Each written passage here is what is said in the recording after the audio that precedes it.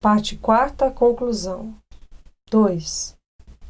O Espiritismo é o mais terrível antagonista do materialismo. Não é, pois, de admirar que tenha por adversários os materialistas.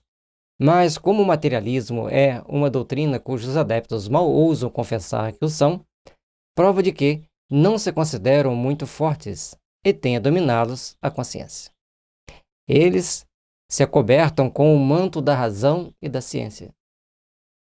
Essa questão de se acobertar com o manto da razão e da ciência é muito grave, porque, embora sejam em torno de 2% essas pessoas, eles usam uma lógica retrógrada para tentar justificar as suas posturas e as pessoas não os contestam. E então eles conseguem fazer uma série de manipulações, tomar uma série de atitudes e ações que vai tomando caminhos contra eles próprios. Mas isso leva um tempo para transformar as mentes das pessoas e aparecer aqueles que possam contestá-los abertamente, porque normalmente não só eles gozam de certos privilégios dentro da sociedade, como também o poder econômico e o poder intelectual, que torna as coisas mais complexas. Com a reencarnação de espíritos mais preparados entre essas famílias, com o tempo as coisas mudam, mas não dá para mudar no estalar de dedo. E principalmente quando esses espíritos não puderem ficar mais na Terra, porque encarnados ou desencarnados, eles sempre manipulam as pessoas para agirem daquela forma. E coisa estranha, os mais sépticos chegam a falar em nome da religião que não conhecem e não compreendem melhor que é o Espiritismo. Por ponto de mira, tomam o maravilhoso e o sobrenatural que não admitem.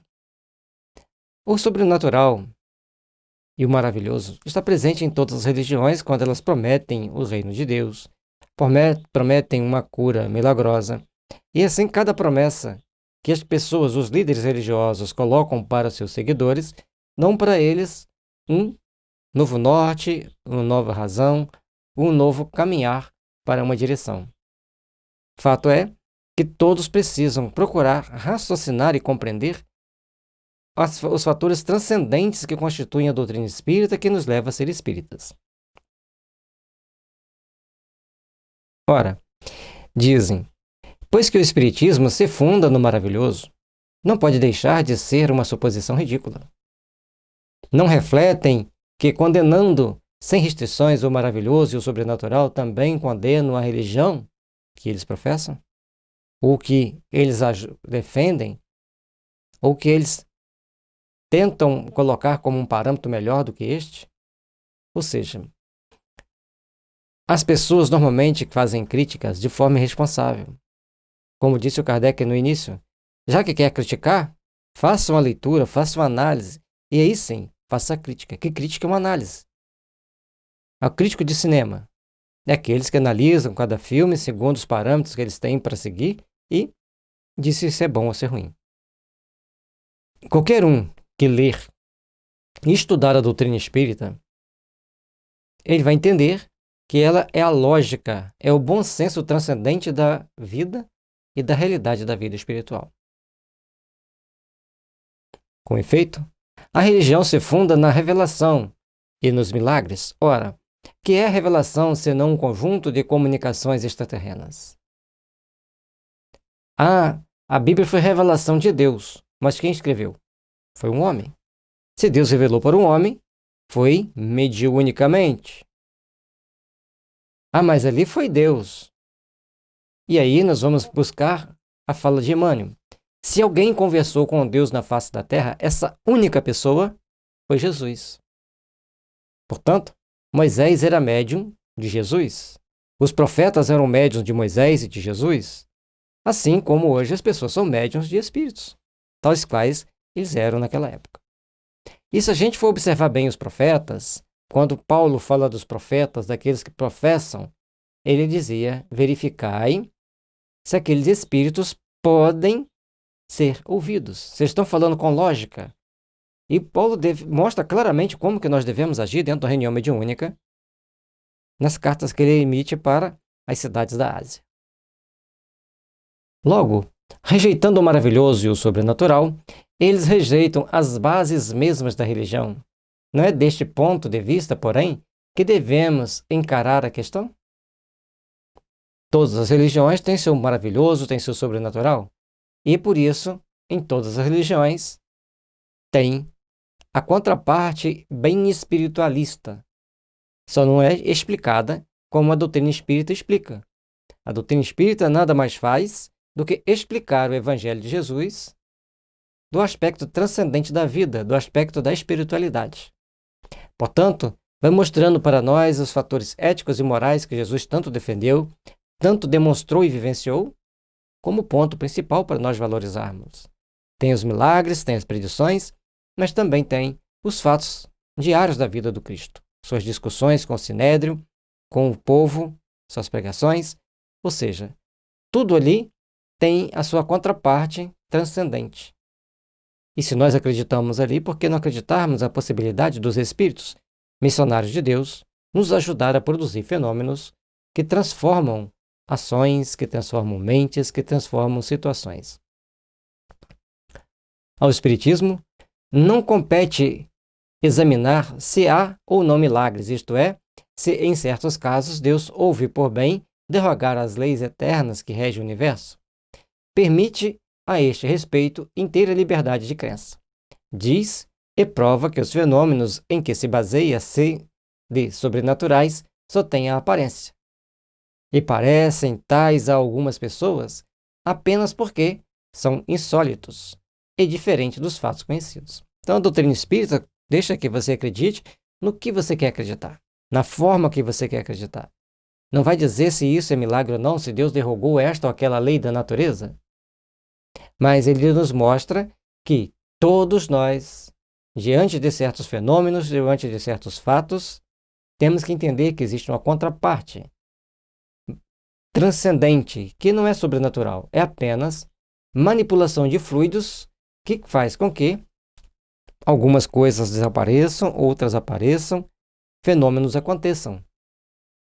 Porque são fluidos que nós não estamos acostumados a lidar com eles no dia a dia, e eles são trabalhados e manipulados por espíritos com a presença de um médium que oferece para eles a energia básica do ectoplasma para ele produzir os fenômenos, ou do mioplasma para produzir a cura.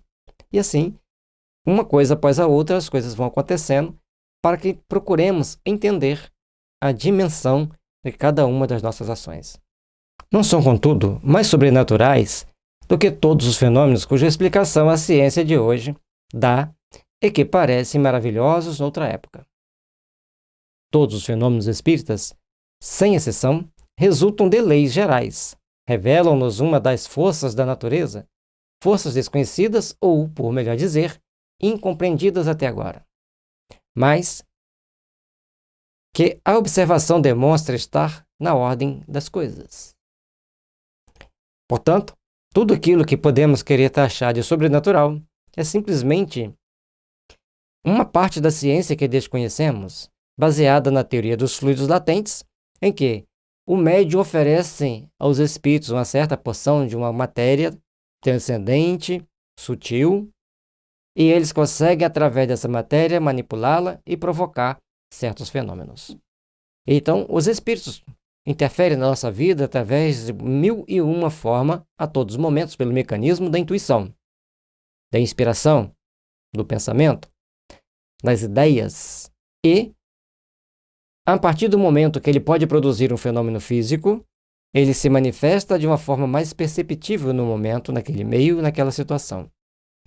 E, na próxima etapa, na próxima situação que vamos deparar, é quando nós vamos começar, então, a compreender que todos os fenômenos têm uma causa. Todos aqueles fenômenos chamados sobrenaturais têm algo palpável que pode ser mensurado relativamente, de forma transcendente, é claro, porque tem um médium que doa o fluido e tem um espírito que produz o fenômeno, dos mais variados. Portanto, mesmo nas curas que tem dentro de qualquer templo religioso, tem um médium que doa os fluidos e tem um espírito que manipula aqueles fluidos. É importante entender isso. Assim, pois, o Espiritismo se apoia menos no maravilhoso e no sobrenatural do que a própria religião. Conseguintemente, os que o atacam por esse lado mostram que o não conhecem, e ainda quanto fossem os maiores sábios, lhes diríamos: se a vossa ciência, que vos instruiu em tantas coisas, não vos ensinou que o domínio da natureza é infinito, sois apenas meio sábios. E aqui ele dá uma chave nos chamados sábios. Você se julga muito sábio, mas você é sábio naquilo que você sabe. Mas existem muitas outras áreas do saber que você desconhece. Portanto, todos nós somos meio sábios.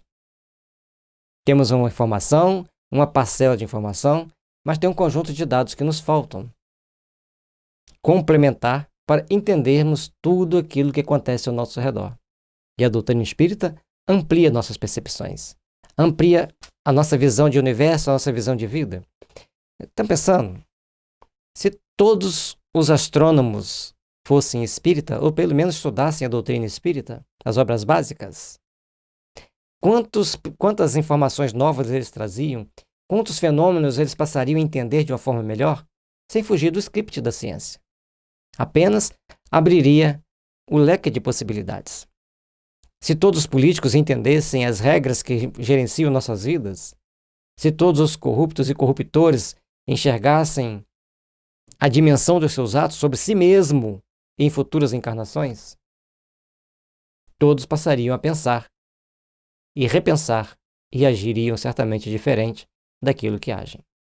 Somos uma grande família universal, onde todos nós temos compromisso uns com os outros.